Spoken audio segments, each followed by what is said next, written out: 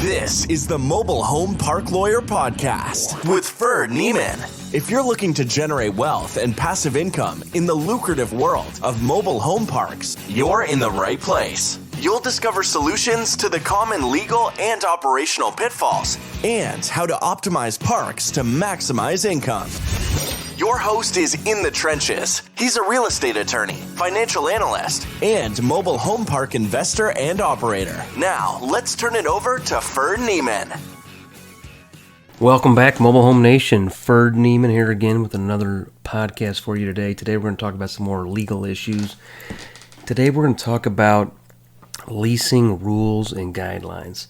As I think most of you know, leasing and landlord-tenant law, lease rules, whatever you want to call it, it's pretty important. And it's different from state to state. So I've operated in plus or minus 15 states, and there are a lot of similarities. In fact, most of it is similar. But there are some key distinctions. So it's important to research the state code, state law, state regulation, and in some instances the city regulations before finalizing your lot lease or your home lease. I've also talked at length in other podcasts about, your contract for deed, your lease to own, your rent credits, those sort of things. There are specific provisions pertaining to, quote, installment sales or, quote, selling on terms on a state-by-state basis. So it's important to recognize that as well. There's a couple different philosophies as it pertains to leasing. There's obviously the letter of the law, there's the spirit of the law, and I even have some clients that want to be, quote, aggressive and, ask kind of for forgiveness rather than permission. And by that I mean there are some states out there that have provisions in their leases that are things like landlord is prohibited from limiting landlord liability in any form or shape in a lease at any time. Okay, that's obviously not good for the landlord. But if you look deeper in some of the statutes, it'll say things like, if landlord abuses this rule and puts a limiting liability provision in said lease, said provision is struck in the event of a judgment by a court. So I'm sitting here like, well, the worst case scenario is we don't get the strong provision. There's no punitive damages, there's no class action lawsuit, there's no criminal penalty. So a lot of my clients choose to take the more, quote, aggressive stance and just put it in the lease. And some of the reasons they put it in the lease is it deters litigious, junior varsity attorneys, as I call them, who a tenant comes to them and says, oh my gosh, I slipped and I think I fell, on my trash, on my banana peel that I left there. I should sue for $1 million. And the junior varsity attorney looks at the lease and says, oh no, it says it's limitation of liability. And they just give up, right? And it goes away. And most of these prospective tenants will have, not a retainer attorney. They'll have a contingent fee attorney. And the contingent fee attorney is not going to do the hard work and the heavy lifting of researching the law, let alone the Mobile Home Park Landlord Tenant Bill of Rights Act, as it pertains in some states, to come up with the minutiae that would allow them to be successful in a plaintiff's position or plaintiff's litigation. So, point being, there's different approaches to attacking a lease. I've got many template leases. I don't have every state. I think I'll have every state probably by the end of 2021. But frankly, I don't really get to it until somebody hires me to do it, right? So I do it at a kind of a subsidized rate to get it in my portfolio, if you will. And then I have it, right? And then it benefits the first guy, the second guy, the third guy. But there are about, I'd say, 5 key areas of, quote, state-specific leases. You can have a template lease, right? I mean, you can go find a lease on the internet right now, and maybe it's garbage, maybe it's okay. But the best lease is one that's state-specific and MHP-specific. My quote, template lease is 27 pages. It's got a 15-page leasing guideline addendum. It's got a Schedule 2 that is the pricing and terms addendum. It's got a Schedule 7 pet addendum if we allow pets. It's got another ancillary document called an acknowledgement of documents received that says they've signed off on all these different documents. And ultimately, I hand out about a 50-page packet, and I say, send me the 4 signature pages back. And I've got a little footer in there that says, look, proof if we ever go to court, I gave them these pages, they signed up these pages, it is what it is, and I've never had any problems with it, knock on wood. But ultimately, there's about 5 provisions that you definitely need to look at on a state-by-state basis. And those are Dodd-Frank, abandoned housing, eviction / possession, water sewer bill back / utility, and then really MHP specific. So, the big one, Dodd-Frank, that's this big federal animal under the SAFE Act and the Dodd-Frank Act.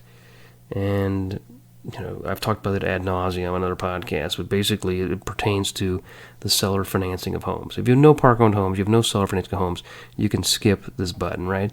But ultimately, there are, in addition to the federal regulations, there are some states that have state-specific guidelines. So you need to research those and make sure your lease, or at a minimum not your lease, but your practice or your behavior complies with said law.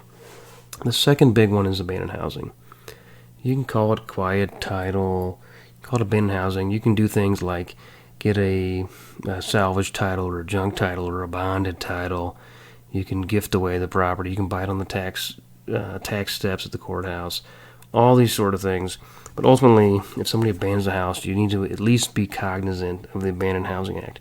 Your lease may or may not be more aggressive than said act, but your implementation strategy should not be. And one key strategy there is to have certain indemnifications and reps and warranties in your bill of sale or your assignment of leases at closing, whereby you put the onus and the exposure on the seller, which frankly, I don't have half the guys rebut it or redline it. They just say, okay, I got this house, I own this house. John Smith's been at Nam since 1970, and he ain't coming back. Well, I'm worried about, is he coming back? Is he going to say there was gold bars under the kitchen floor? So I watch for abandoned housing acts. Another thing is eviction possession. I personally don't do a lot of evictions. In fact, I don't think I do any evictions. It's very municipality or local jurisdiction specific. That's one of the areas where you can probably cut some corners and hire the cheapest guy as opposed to the best guy. You can probably find attorneys that are, depending on the trade area, $100, $150 an hour, maybe fixed fee. I find guys that are like $400 a job to do the full eviction plus court cost. Go with those guys, frankly. Don't call me for the evictions. But you want to make sure you follow the rules as it pertains to evictions, judgments, and orders of possessions, which often entails engaging the sheriff to enforce said writ of possession to get the occupant off the premises. That can be hostile. That can be dangerous, so don't jack around with that. Another big state-specific item is the water sewer bill back. Obviously, anybody who's listened to this podcast, or at least who's paid attention for the first 40 or so episodes, knows one of the names of the game is cutting expenses, and you do that by billing back water sewer. And this really gets fair. It's the best system. It's the best for conservation. Why should the landlord pay some infinite number for water sewer when there's no accountability? Put in sub-meters. There's a number of companies that do it. Universal, Metron. I've seen a couple others lately. I'm sure there's others. I use Metron just because it worked the first time. They don't pay me to say that, but I don't have a reason to not be satisfied with them. So anyway, water sewer bill back is an avenue towards profitability. But some states have regulations and rules pertaining to said water sewer bill back, and you do not, in general, want to be classified as a utility provider. So you need to make sure you follow the rules. You don't want to be regulated by the Public Service Commission or Department of Natural Resources or whatever the entity is. So you just need to make sure you follow those laws. And sometimes it's specific per utility. Sometimes it's prevalent in all utilities. So just make sure you follow those rules, and that's a state-by-state thing. I'm not aware of it being a city-by-city thing, but it could be, I guess. I just haven't run into that where certain cities says you have to. But there's definitely different types of water sewer. Obviously, if it's city water, city sewer direct bill, it's not an issue. But if you got, non-sub-metered, or you have well or septic or wastewater or lagoon, or you just have, some other creative structure, you need to at least evaluate this and evaluate the laws. The fifth item is really just MHP-specific laws. Every state has a landlord-tenant law, to my knowledge. Frankly, I haven't read every state, but I'd be shocked if there's not a landlord-tenant law in every state. But there are some states that have specific provisions. So, I just did a lease on South Carolina. South Carolina has unique statutory provisions as it pertains to abandoned housing.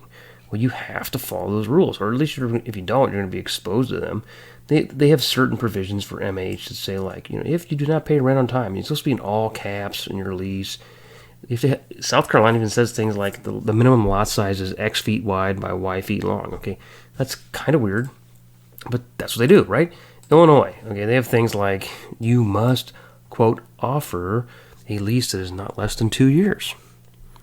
So your regular junior varsity attorney is going to tell you something like, okay, sorry, man, you got to do 2-year lease. I know your business model is month to month or year to year, so you can increase rent in the interim, but that's 2 years. Well, your, quote, good attorney or varsity attorney who also happens to be an operator will say things like, yeah, that's what the statute says. The statute also says in the event that a lessee has a reason for a non-normal situation where they want less than 2 years, you can do that if they indicate as such in writing. Okay, well, here's an idea. Have your Schedule 2 say month to month, sign off. Have the body of your lease say we're offering, in pursuant to the law, a 2-year term. Either check here for 2 years or check here or don't check here for a lesser term.